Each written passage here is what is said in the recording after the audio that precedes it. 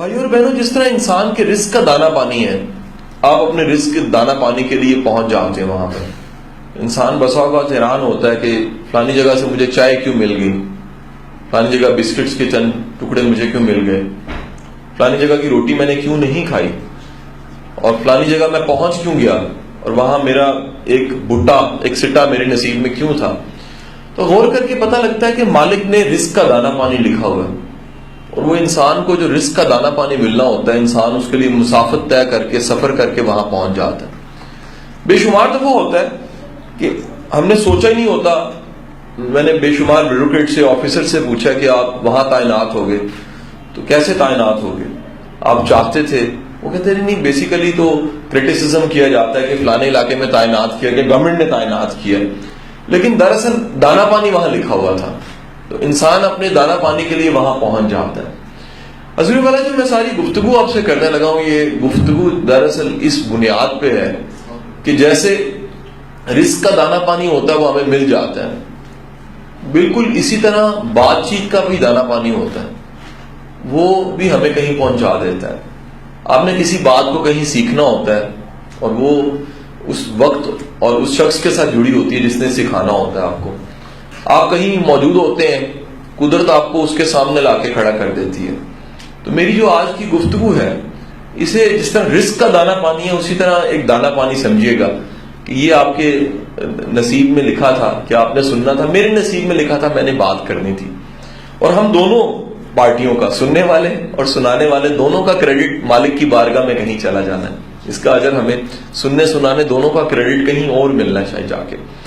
حضور والا ساری میری گفتگو جون سی ہے وہ اس بات سے ہے، اس موضوع سے ہے کہ میری آبزرویشن میں بے شمار لوگ زندگی میں رہے ہیں جہاں عام لوگ جو ان سے وہ ہزاروں کو ملے ہوں گے، تو میں دعویٰ تو نہیں رکھتا لیکن لاکھوں کو ملا ہوں، تدریس کی وجہ سے، ٹریننگ کی وجہ سے، پڑھانے کی وجہ سے اللہ نے غور و فکر کرنے کا موقع دیا، بے شمار جگہ پہ کام کرنے کا موقع ملا، کہ کہاں گورنمنٹ کے ٹاپ کے ڈپارٹمنٹس میں پڑھانے کا موقع، اور کہاں جیل کے قیدیوں کو پڑھانے کا موقع، کہاں امیر و کبیر لوگوں کی کنسلٹینسی، کاؤنسلنگ، اور کہاں جھگیوں کے بچوں کے ساتھ بیٹھ کے بات چیت کرنا۔ یہ سارے مشاہدے میرے پاس زندگی میں رہے۔ یہ سارے مشاہدے کے بعد میں اس نتیجے پہ پہنچا ہوں اس عمر میں آ کے کہ مجھے اپنے سارے کنسپٹ بدل لینے چاہیے، مجھے اپنے سارے تصورات بدل لینے چاہیے۔ میں نے زندگی میں بے شمار ڈیفینیشنز بنائی تھی، تعریفیں بنائی تھی، وہ ساری ڈیفینیشنز مجھے اس تحقیق اور ریسرچ اور زندگی گزارنے کے بعد وہ ساری کی ساری ڈیفینیشنز بدل لینی چاہیے۔ میری زندگی میں پہلی ڈیفینیشن جون سی تھی وہ اہل انسان کی، قابل انسان کی، مکمل انسان کی یہ تھی کہ جس کی 2 ٹانگیں ہیں، 2 بازو ہیں، 2 آنکھیں، 2 کان ہیں، ناک ہے، سونگھ سکتا ہے، جسم مکمل ہے، دماغ ٹھیک ہے اس کا، وہ 100% ٹھیک ہے۔ لیکن حضور والا جب میں نے زندگی گزاری اور بڑا غور و خوض کیا اور بڑی مغز ماری کے بعد میں اس نتیجے پہ پہنچا کہ دنیا میں بہت سے لوگ ایسے ہیں جن کی 2 ٹانگیں بھی ہیں، 2 بازو بھی ہیں، 2 آنکھیں بھی ہیں، 2 کان بھی ہیں، اور ذہن بھی ان کا ٹھیک ہے، لیکن وہ ہینڈی کیپڈ ہے۔ اور میں نے ایسے کئی لوگ دیکھے جو ٹانگوں سے محروم ہے، آنکھوں سے محروم ہے، بازوؤں سے محروم ہے، لیکن دراصل اگر کہوں تو وہ مکمل ہے۔ تو میری ہینڈی کیپ کی ڈیفینیشن بدل گئی۔ ڈیفینیشن یہ بدلی کہ ممکن ہے کہ کسی کے پاس ٹانگیں ہوں لیکن ٹانگوں کا اچھا استعمال نہ ہو، آنکھیں ہوں لیکن آنکھوں کا اچھا استعمال نہ ہو، کان ہو لیکن کان سے اچھی چیز سن ہی نہ سکتا ہو، ہاتھ ہو لیکن ہاتھ کسی اچھے کام کے لیے استعمال نہ ہوتے ہوں، ذہن ہو لیکن ذہن کا وہ استعمال نہ ہو جو اللہ چاہتا ہے۔ تو مجھے پتہ لگا کہ یہ جو ہینڈی کیپڈ ہم کہتے ہیں، اپاہج تو وہ نہیں ہے جس کو زمانہ اپاہج کہتا ہے۔ دراصل اپاہج وہ ہے جس کے پاس سب کچھ ہے لیکن سب کچھ ہونے کے باوجود بھی ان کا استعمال بھلا نہیں ہے، استعمال بہتر نہیں ہے۔ اس واقعے سے باقاعدہ آغاز کہ شیخ سعدی کے دروازے پہ دستک ہوتی ہے، اندھا بیکاری جس کی 80 سال عمر ہے دروازے پہ کھڑا ہے، بیکاری ہے، اندھا ہے، رو رہا ہے دروازے پہ کھڑا ہو کے، اور رو رہا ہے، اتنا رو رہا ہے شدت غم کے ساتھ، روتے ہوئے کہہ رہا ہے کہ کاش یہ زندگی نہ ملتی، مجھے اتنی تکلیف والی زندگی نہ ملتی۔ تو شیخ سعدی فرماتے ہیں کہ تو مانگنے آیا، اگر بیکاری ہے تو مانگنے آیا۔ وہ کہتا ہے جی میں مانگنے نہیں آیا، میرے پاس ایک سوال ہے۔ سوال کا جواب میں لینے آیا ہوں. سوال کیا ہے جی؟ کہتا ہے سوال میرا یہ ہے کہ میری 80 سال عمر ہے جی. 80 سال کی عمر پہ پہنچنے کے بعد میں یہ سوچ رہا ہوں کہ مجھ سے بڑا بدقسمت کون ہوگا. شیخ سعدی فرماتے ہیں کہ تجھے کیوں خیال آیا کہ تو بدقسمت ہے؟ وہ کہتا ہے جی میری بدقسمتی کی وجہ یہ ہے کہ میری 80 سال عمر ہے، لیکن 80 سال کی عمر تک پہنچ کے ابھی تک میں دنیا کو نہیں دیکھ سکا، بصارت سے محروم ہوں. تو اس سے بڑی بدقسمتی کیا ہو سکتی ہے؟ شیخ سعدی اس کے کندھے پہ ہاتھ رکھتے ہیں، کندھے پہ ہاتھ رکھ کے ایک بات کہتے ہیں. وہ کہتے ہیں کہ تم سے بڑا بدقسمت وہ ہے جس کے پاس آنکھوں کی بصارت ہے لیکن زندگی میں بصیرت نہیں ہے. تو حضور والا میں نے اپنی ڈیفینیشن بدل دی. میں نے زندگی میں وہ تمام ڈیفینیشنز بدل دیں، وہ تمام تعریفیں بدل دیں جو مجھے نصاب نے سکھائی تھیں، جو مجھے اس سماج نے سکھائی تھیں، جو مجھے زمانے نے بتایا تھا کہ جس کے بازو نہیں ہے وہ اپاہج ہے. میں نے ڈیفینیشن کو بدل دیا. میں نے ان تمام لوگوں کو غور و خوض کرنا شروع کر دیا جو اس محرومی، اس ٹریجڈی اور اس مشکل کے باوجود بہترین زندگی گزار رہے ہیں. پہلے تو مجھے لوکل نہیں ملے، میں نے یوٹیوب پہ جا کے لکھا تو مجھے گورے بڑے مثالیں ملی. وہ لوگ بڑا پروموٹ کرتے ہیں، یہ المیہ ہے ہمارے معاشرے کا کہ آپ ہمارے معاشرے کا سرمایہ ہیں.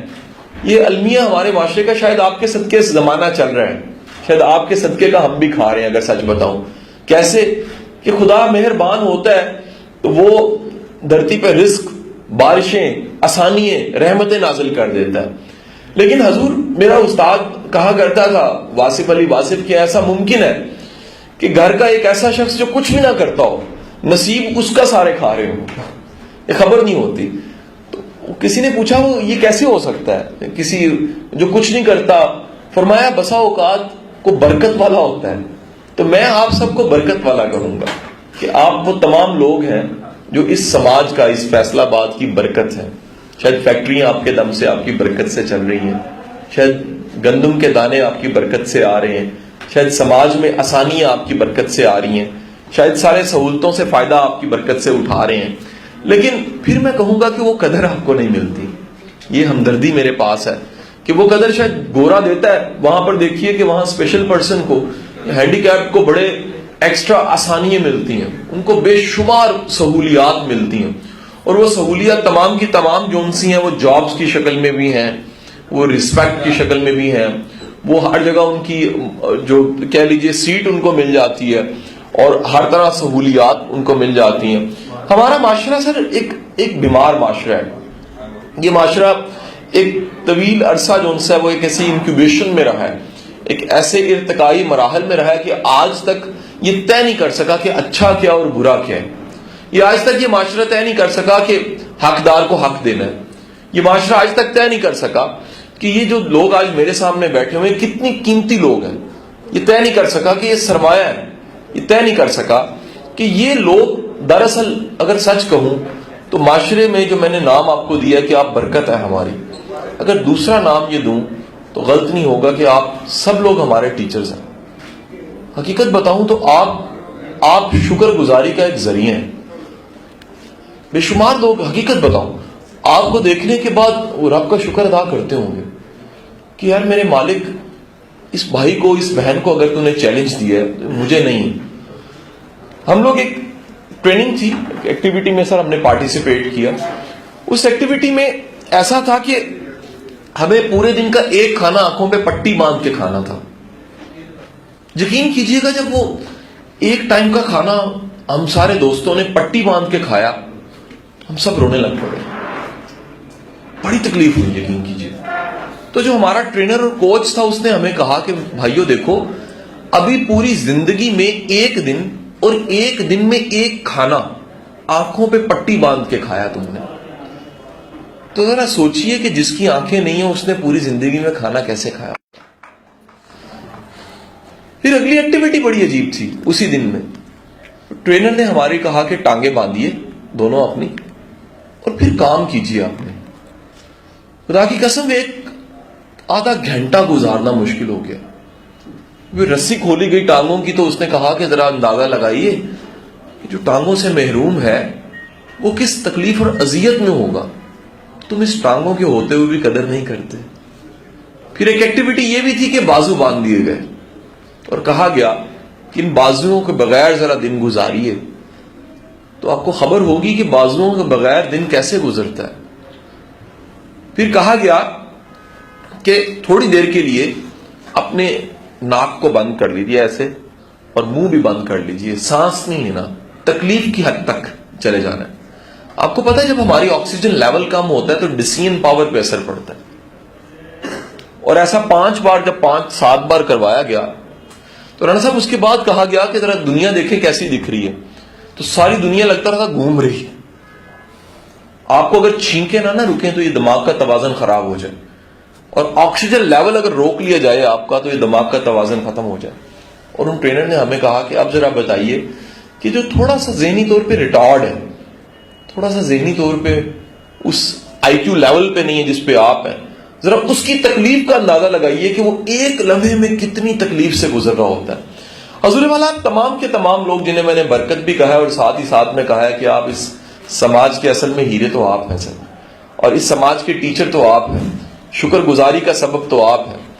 میں آپ سب سے صرف ایک گزارش کرنے ہیں، یقین کیجئے کیا سکھانا آپ کو، آپ سب قابل احترام ہیں، بہت احترام کے لائق ہیں۔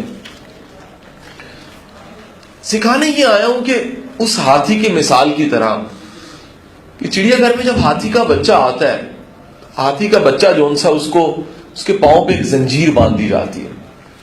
وہ زنجیر جو باندھی جاتی ہے وہ بڑی نازک سی ہوتی ہے، لیکن ہاتھی کے بچے میں اتنی جان نہیں ہوتی کہ وہ اس زنجیر کو توڑ سکے۔ تو وقت کے ساتھ ساتھ جیسے جیسے ہاتھی کا بچہ جوان ہوتا ہے، اس کے پاؤں کی زنجیر کو اس کے پاؤں کے سائز کے مطابق تھوڑا سا بڑھا کر دیا جاتا ہے، اور ایک دن ایسا آتا ہے کہ ہاتھی کا بچہ مکمل جوان ہو چکا ہوتا ہے اور ہک والی سائڈ جو قلعہ لگا ہوا ہے اس کو کھول دیا جاتا ہے، پاؤں سے زنجیر بندھی ہوتی ہے۔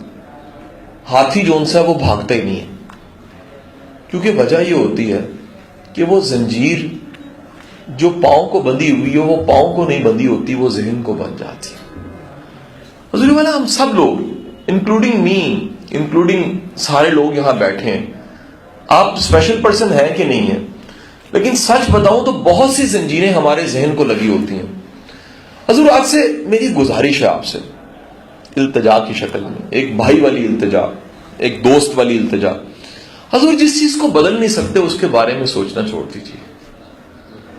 ہم اپنے 25, 30, 35 سال کی عمر میں گلا اکٹھا کرتے رہتے ہیں کہ ربا میرے نال کیوں، وائی می، میرا کی قصور سی، یہ دنیا تیری سالم سی تے میں ادھورا کیوں، ربا میرے نال ہی انج کیوں ہویا، جے تو چاہتا تے میرے نوں اکھاں مل سکدیاں سن، جے تو چاہتا تے باواں مل سکدیاں سن، کہ تیری نگاہ کرم ہوندی تے میری لتاں بھی سلامت ہونیاں سن، جے تیری نگاہ کرم ہوندی تے مینوں کوئی سہارے دی لوڑ نہیں سی، کسے سوٹی دے سہارے دی، کسے چیز دے مینوں ہیلپ دی لوڑ نہیں سی، لیکن تو مینوں تھوڑی محتاجی کیوں دے سٹی۔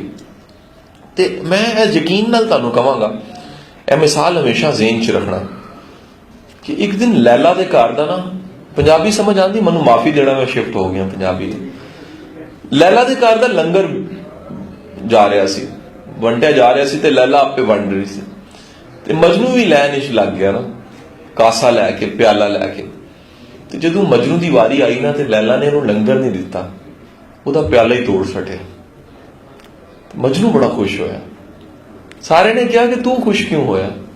وہ کہندا جڑا میرے نال سلوک کیتا کسے نال کیتا ہے۔ تو حضور والا اے ذہن چ رکھنا کہ تاڑے نال جے تھوڑا ایکسیپشنل رب دا سلوک ہے، تھوڑا بوجھ تے پار اپنے تے پایا جاندا ہے۔ مفتی صاحب میرے دوست نے نا، تے میں انہاں تے پار پا سکنا، انہاں نال میرا ایک تعلق ہے گا، میں کہاں گا مفتی صاحب تھوڑا ذرا بوجھ تسی برداشت کرو، تے میرا یقین جے کہ تاڑا رب نال تعلق زیادہ ہے، میرا یقین جے رب سب دی سندا، میں دعا کراں تے میری بھی سندا، میرے جے گناہ گار دی بھی سندا، لیکن میرا پھر ایمان جے کہ جے تسی دعا کرو تے تاڑی بہت ہی سندا، وہ دی ریزن ہے گا کہ تاڑے نال تے ایکسیپشنل سلوک ہے گا، تاڑا تے پیالہ توڑیا ہے، تاڑے نال تے تھوڑا معاملہ انہیں ایکسیپشن دا رکھیا ہے، تے حضور والا جے انہیں ایک چیز کھو کے تانوں تار دے سٹی ہے، تعلق دے سٹیا اپنا، تے میرے خیال پیڑا سودا نہیں ہے۔ ذرا ایک لمحے سوچو کہ ایک محرومی تاڑے کول ہے، محرومی کی ہے جیڑی کہ تکلیف دین والی ہے، ਲੇਕਿਨ ਅਗਲੇ ਹੀ ਲੰਮੇ ਸੋਚੋ ਕਿ ਉਹ ਤੁਹਾਨੂੰ ਕਹਿੰਦਾ ਤੂੰ ਮੇਰਾ ਹੈ, ਤੇ ਮੇਰਾ ਖਿਆਲ ਹੈ ਗਿਲਾ ਤੇ ਮੁੱਕ ਗਿਆ। ਜੇ ਉਹ ਕੁਝ ਲੈ ਕੇ ਤੇ ਕੁਝ ਦੇ ਦੇਵੇ, ਔਰ ਦੇਵੇ ਵੀ ਕੀ, ਆਪਣਾ ਸਾਥ ਦੇ ਦੇਵੇ। ਕਿ ਤੁਹਾਨੂੰ ਐਕਸੈਪਸ਼ਨ ਕੀ ਦੇਵੇ ਕਿ ਦੁਨੀਆ ਦਾ ਕੋਈ ਬੰਦਾ ਜੇ ਮੈਨੂੰ ਅਰਜ਼ੀ ਭੇਜੇ ਤੇ ਮੈਂ ਸੋਚਾਂਗਾ ਤੇ ਮੰਨਾਂਗਾ। ਇਹ ਤੁਹਾਨੂੰ ਐਕਸੈਪਸ਼ਨ ਹੈ ਦੇਵੇ ਕਿ ਤੁਸੀਂ ਅਰਜ਼ੀ ਭੇਜੋ ਤੇ ਮੈਂ ਫੌਰਨ ਦੇਖਾਂਗਾ। ਤੇ ਹਜ਼ੂਰੇ ਵਾਲਾ ਮੇਰਾ ਈਮਾਨ ਹੈ ਕਿ ਜਿਸ ਦਿਲ ਦੇ ਗੁਦਾਜ਼ ਤੇ ਅੱਖਾਂ ਦੀ ਨਮੀ ਨਾਲ ਤੁਸੀਂ ਮੈਨੂੰ ਸੁਣ ਰਹੇ ਹੋ, ਮੇਰਾ ਤਾਂ ਯਕੀਨ ਹੈ ਕਿ ਜੇ ਤੁਸੀਂ ਮੂੰਹ ਦੇ ਵਿੱਚ ਦੁਆ ਇਸ ਵੇਲੇ ਮੇਰੇ ਵਾਸਤੇ ਕਰਦੇ ਹੋ ਵੀ ਕਬੂਲ ਹੋ ਜਾਣੀ ਹੈ। ਤੇ ਮੈਂ ਤੇ ਅਰਜ਼ੀ ਤੁਹਾਨੂੰ ਪੇਸ਼ ਕਰਨਾ, ਮੈਂ ਲੈਕਚਰ ਕੀ ਦੇਣਾ, ਮੈਂ ਤੇ ਤੁਹਾਡੇ ਕੋਲ ਦੁਆ ਲੈਣਾ ਹੈ। ਸੱਚੀ ਗੱਲ ਹੈ ਕਿ ਮੈਨੂੰ ਜਦੋਂ ਮੁਫਤੀ ਸਾਹਿਬ ਨੇ ਕਿਹਾ ਕਿ ਤੁਸੀਂ ਇਹਨਾਂ ਨਾਲ ਗੱਲ ਕਰਨੀ ਹੈ, ਤੇ ਮੇਰੇ ਵਾਸਤੇ ਬੜਾ ਇਜ਼ਾਜ਼ ਸੀ ਕਿ ਮੈਂ ਉਹਨਾਂ ਨਾਲ ਗੱਲ ਕਰਨ ਜਾ ਰਿਹਾ।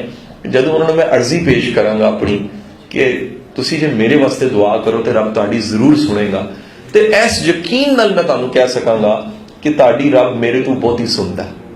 ਤੇ ਹਜ਼ੂਰੇ ਵਾਲਾ ਤੁਸੀਂ ਇਸ ਐਕਸੈਪਸ਼ਨ ਨੂੰ ਜ਼ਰੂਰ ਕਬੂਲ ਕਰੋ। ਜੇ ਰੱਬ ਦੀ ਤੁਹਾਡੇ ਨਾਲ ਥੋੜੀ ਐਕਸੈਪਸ਼ਨ ਹੈਗੀ ਹੈ, ਥੋੜੀ ਇੱਕ ਮਾਮਲਾ ਹਟ ਕੇ ਹੈਗਾ, ਤੇ ਮੇਰੀ ਇਲਤਜਾ ਹੈਗੀ ਜੇ ਇਹਦਾ ਗਿਲਾ ਮੁਕਾ ਦਿਓ। ਆਪਣਿਆਂ ਦਾ ਗਿਲਾ ਨਹੀਂ ਹੁੰਦਾ। ਰੱਬ ਜੇ ਤੁਹਾਡਾ ਆਪਣਾ ਹੈ, ਅੱਲਾ ਦੀ ਜ਼ਾਤ ਨਾਲ ਜੇ ਤੁਹਾਡਾ ਇੱਕ ਤਾਲੁਕ ਹੈ, ਉਹ ਕਹਿੰਦੇ ਤੁਸੀਂ ਦੁਆ ਮੰਗਦੇ ਹੋ ਨਾ, ਤੁਸੀਂ ਕਹਿੰਦੇ ਹੋ ਇੰਨਾ ਰੱਬੀ। ਦੁਆਵਾਂ ਕਿੰਨੀਆਂ ਨੇ ਜਿਹੜੀ ਸ਼ੁਰੂ ਹੁੰਦੀਆਂ ਨੇ ਇੰਨਾ ਰੱਬੀ ਤੋਂ। ਇੰਨਾ ਰੱਬੀ ਦੀ ਤਰਜਮਾ ਕਰੋ ਤੇ ਆਂਦਾ ਮੇਰਾ ਰੱਬ। ਅੱਛਾ, ਤੁਸੀਂ ਕਦੇ ਕਦੇ ਜ਼ਿੰਦਗੀ 'ਚ ਕਹਿਣਾ ਨਾ ਮੇਰੀ ਮਾਂ, ਤੇ ਅਹਿਸਾਸ ਆਉਂਦਾ ਹੈ